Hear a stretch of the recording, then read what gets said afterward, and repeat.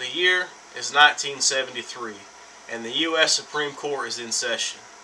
The topic at hand is, should it be illegal, or should it be legal, to abort unborn children while they're in the womb?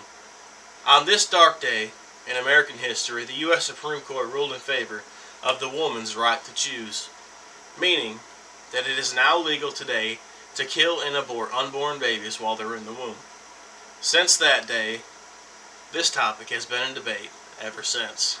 Today I would like to reason with you why I think that abortions should be illegal and why Roe v. Wade should be overturned. So let's look into it. The first reason I think that Roe v. Wade should be overturned is the effects of getting an abortion. Secondly, we're going to look at question the woman's right to choose. And then lastly, we're going to look at some alternatives to getting an abortion. So first point is the effects of getting an abortion. The obvious effect is the baby dies. In 2016, the CDC reported that 623,471 babies were legally aborted. That number is far too high. That is way too many babies dying, and that number has only increased since then. So not only does getting an abortion kill an unborn baby, it affects the mama as well, both physically and mentally. So let's look at some of the physical effects of getting an abortion. According to the Foundation of Life, there are many risks that mom has to face. Some physical effects are heavy bleeding, infection, incomplete abortion, damage to internal organs, death, and it also links abortions to a higher risk of getting breast cancer. And that's just a few of the physical effects of getting an abortion. Pretty serious things, but I think this category is even more serious: the mental effects of getting an abortion. Some of them include eating disorders, relationship problems, guilt, depression, flashbacks of the abortion, suicidal thoughts, sexual dysfunction, alcohol and drug abuse, and also some spiritual consequences. These are some of the effects of getting an abortion. Do these risks alone prove that abortion should be illegal? Isn't the death of over 500,000 babies enough by itself to overrule this selfish law? A.E. Salmon said, "The right to life, liberty, and pursuit of happiness starts at life, and life starts at conception." I couldn't agree anymore.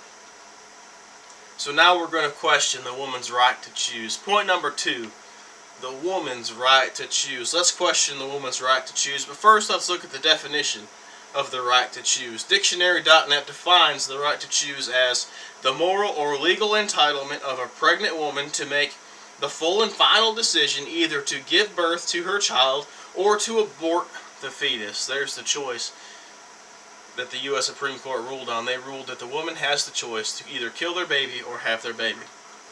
Now, here's my take on it. There's a couple of choices out there. I believe the woman's right to choose happens before you have sexual intercourse. The first choice you have is to wear protection or not. Condoms are 98% effective according to the CDC at stopping pregnancy. The second choice you have is to get yourself on birth control. Birth control is 91% effective at stopping you from getting pregnant according to the CDC. The only 100% guaranteed effective way you're not going to get pregnant is to abstain from having sexual intercourses. Here's some of your choices right there. Now, with that being said, a bad decision does not justify the killing of unborn innocent babies. Now, I can hear the other side hollering at me right now. What about rape? What if I get raped and I get pregnant? I should have the right to choose. Listen up, I'll get to that answer in just a minute. So thus far, we've looked at the effects of getting an abortion and questioned the woman's right to choose. Lastly, we're going to examine some alternatives to getting an abortion. Number 1, adoption. George W. Bush said adoption was such a positive alternative to abortion, a way to save one life and to brighten 2 more, those of the adoptive parents. Adoption saves a life and brightens 2 other lives.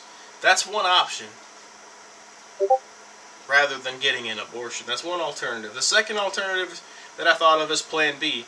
According to Mayo Clinic, Plan B one step is a type of morning after pill that can be used after unprotected sex to prevent pregnancy. The last thing you can do is keep the baby. Keep the baby. I've heard numerous testimonies of mamas who decided they wanted to get an abortion and they decided against that. They decided to keep the baby, how happy their lives are, and how they do not ever regret the decision to keep the baby. So in conclusion, we have talked about the effects of an abortion, we have questioned the woman's right to choose, and we have examined some alternatives to getting an abortion. It is my strong opinion and my strong desire to see the ruling of Roe v. Wade overturned and the illegalization of getting an abortion. It is ethically and morally wrong to kill unborn babies.